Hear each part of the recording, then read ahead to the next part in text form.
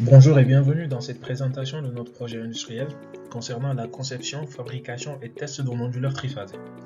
Ce projet effectué à Polytech Clermont-Ferrand s'inscrit dans le cadre de la formation de génie électrique. Ce projet est initialement proposé par l'entreprise Renesas qui voulait à partir de leur microcontrôleur développer un ESC qui signifie Electronic Speed Controller qui a la même fonction qu'un onduleur dans ce contexte. Ensuite, lors de notre 4e année, on a repris le projet sous un autre nom, avec un cahier des charges différent.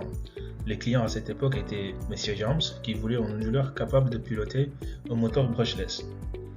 Et finalement, lors de notre 5e année, le projet a changé de client, et le nouveau client est devenu M. Pasquier, qui, quant à lui, voudrait un onduleur triphasé capable de piloter les moteurs triphasés se trouvant dans les salles de travaux pratiques. Ce changement de client a impliqué une modification du cahier des charges. Alors, l'objectif de ce projet est de fournir aux clients un onduleur triphasé pour alimenter des moteurs se trouvant dans les salles de travaux pratiques et cet onduleur pourrait être utilisé à des fins pédagogiques. Qu'est-ce qu'un onduleur triphasé? On appelle onduleur un convertisseur statique qui, à partir d'une entrée continue, produit une sortie alternative. Nous pouvons voir sur cette image une illustration d'un onduleur triphasé avec comme charge un moteur triphasé. Notre onduleur sera composé essentiellement de deux cartes, une carte de commande et une carte de puissance. Au final, la combinaison de ces deux cartes aura pour but de piloter un moteur triphasé. Les clients veulent un bus continu de 380 volts avec une puissance de sortie de 1500 watts. Le courant max du bus continu sera de 10 A et la fréquence de commutation à 20 kHz. Il faudra aussi mesurer le courant dans chaque phase et assurer une isolation galvanique. Pour commander les transistors, il faut générer des signaux Emely.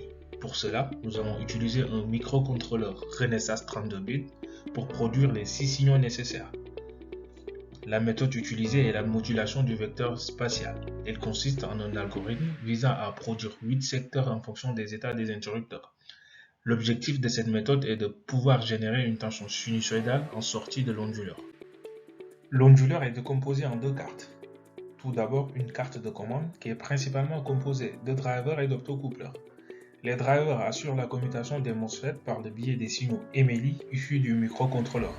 Les optocoupleurs assurent l'isolation galvanique. La carte de puissance est composée de 6 MOSFET et de capteurs de courant qui permettent la mesure de courant sur chaque phase. La sortie de la carte de puissance sera connectée aux 3 phases du moteur. Après la conception de ces deux cartes, nous avons effectué des tests sur un moteur brushless de 24 volts.